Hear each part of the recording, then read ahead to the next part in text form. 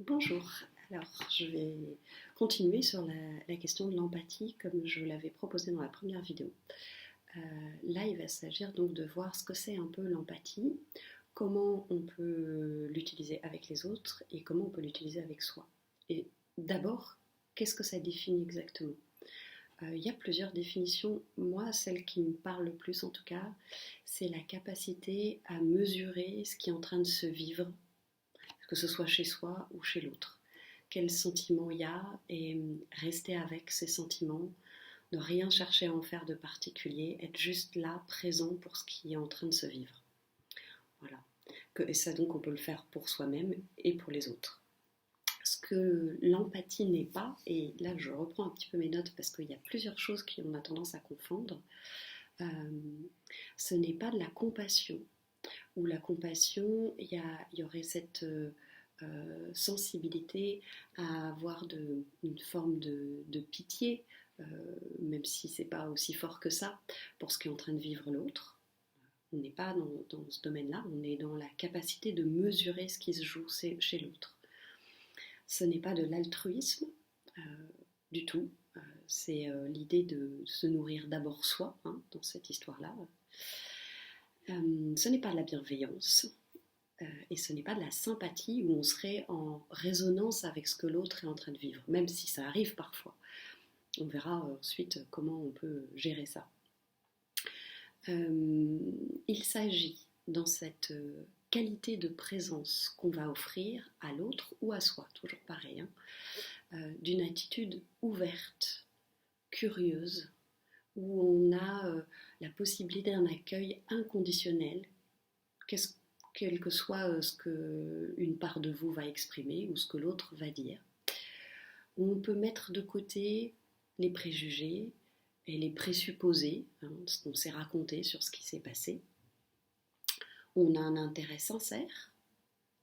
C'est aussi pour ça que je ne vous conseille pas d'utiliser l'empathie tout de suite, en tout cas avec des gens que vous croisez dans le métro et qui vous agacent. C'est beaucoup plus compliqué. Et c'est une écoute où on va laisser un peu la tête de côté, on ne va pas forcément chercher à comprendre ce que l'autre est en train de dire, mais on va essayer de chercher à comprendre ce que l'autre est en train de vivre. Donc ça va être plus être de l'ordre de se relier de cœur à cœur. C'est une écoute qui se fait au présent, c'est sur le moment.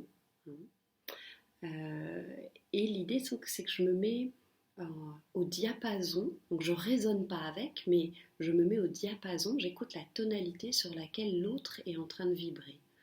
Sentir son rythme, sentir son émotion, et pour moi de rester en lien avec ça. Ça veut dire souvent que on va avoir tendance à avoir besoin de ralentir dans cette qualité de présence et d'oser parfois le silence. Et ça veut dire que je peux, à ce moment-là, rester avec la souffrance de l'autre. Ce qui nous empêche, en tout cas, moi, ce qui m'a beaucoup empêché de me mettre en empathie avec l'autre, c'est que quand il exprimait sa souffrance, tout d'un coup, je me mettais à la vivre en même temps. C'était assez difficile. L'empathie nous permet de rester là où nous sommes et de là où nous sommes, d'entendre ce qui se passe chez l'autre. Mais je ne vais pas me mettre à sa place. Et de ne pas avoir de projet pour l'autre, ne pas chercher à essayer de réconforter l'autre, ou soi-même, hein, toujours pareil. On ne cherche pas à réconforter, on ne cherche pas à banaliser, hein, genre c'est rien, ça va aller. On ne cherche pas à donner de conseils, on ne cherche pas à moraliser, à trouver une version très élevée spirituellement pour la douleur que l'autre est en train de vivre. On ne cherche pas à analyser et on ne cherche pas à se comparer à ce que l'autre est en train de vivre. Peut-être que je referai une vidéo là-dessus. En plus, ça donne des situations assez rigolotes, mais vous pouvez déjà vous rendre compte assez facilement si vous vous mettez à la place de la personne qui a besoin d'être écoutée, que si on essaye de vous dire mais non, c'est rien, t'inquiète pas, un de perdu, 10 de retrouvé, ou ce genre de choses, c'est assez agaçant en fait. Parce que c'est pas ça dont vous avez besoin. Vous avez besoin qu'on mesure ce qui est douloureux pour vous à ce moment-là. Voilà, ça c'est ce qu'est l'empathie. C'est donc une qualité d'écoute et une capacité à être en lien avec soi. Il y a moi d'un côté, il y a l'autre de l'autre côté, et je vais créer un lien ici, dans une ouverture qui n'a ni préjugés ni présupposés. Et je vais donc pouvoir me connecter aux sentiments de l'autre en cheminant à son rythme et dans ce que je vais exprimer ne va servir qu'à soutenir l'expression de ce qu'il est en train de vivre. Si je rapporte ça à comment je l'applique, pour moi, ça va être exactement de la même façon, c'est-à-dire que je vais essayer de créer un espace à l'intérieur de moi où je peux accueillir la part de moi qui est blessée ou qui vit quelque chose de douloureux et me connecter à elle, rester avec elle dans sa douleur, aller à son rythme, lui laisser les moyens de l'expression de ce qu'elle est en train de vivre. Donc ça veut dire que je vais utiliser des mots, le silence, ma posture, peut-être juste mon intention, dans une écoute qui va être très flottante en fait, qui n'est pas très rigoureuse.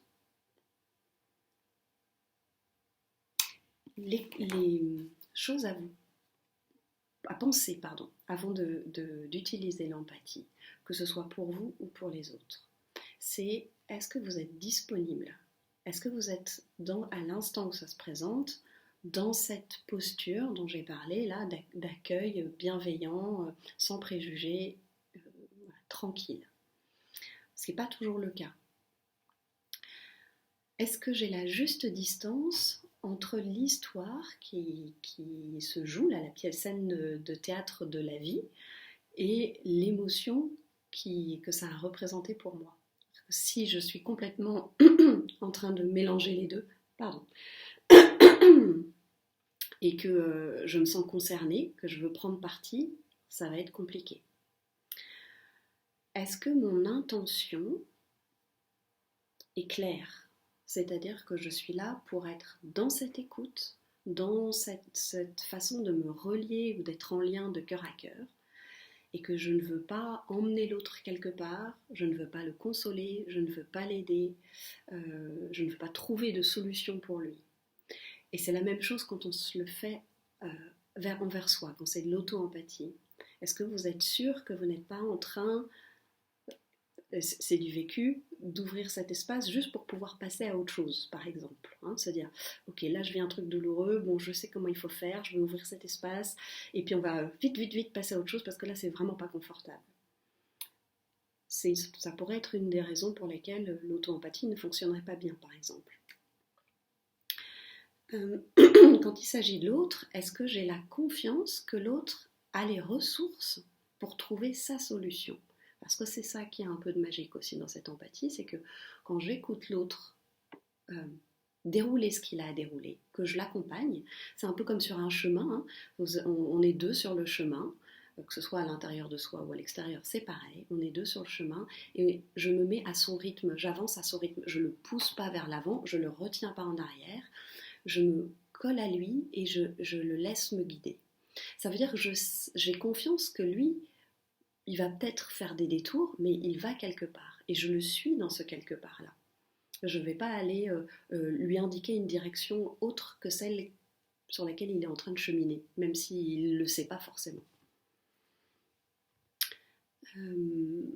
L'autre possibilité, c'est est-ce que je lui accorde suffisamment d'attention pour voir ce qui est vivant en lui, c'est-à-dire ce qui est en train de lui créer une émotion. Par exemple, on peut écouter et puis ne pas être complètement en lien avec ce que l'autre est en train de vivre. Là, l'idée, c'est que vous plongiez dans son émotion à elle, sans vous laisser embarquer, mais à elle, à la personne, je veux dire, sans vous laisser embarquer, mais avec toutes vos oreilles, toute votre attention. Est-ce que votre attention et votre intention est tournée sur ce que l'autre est en train de vivre?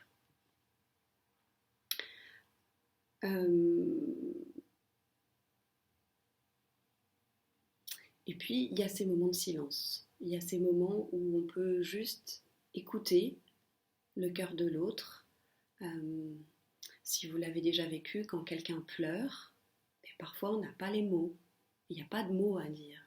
Il y a juste à rester à côté et laisser l'autre pleurer, le prendre dans ses bras éventuellement.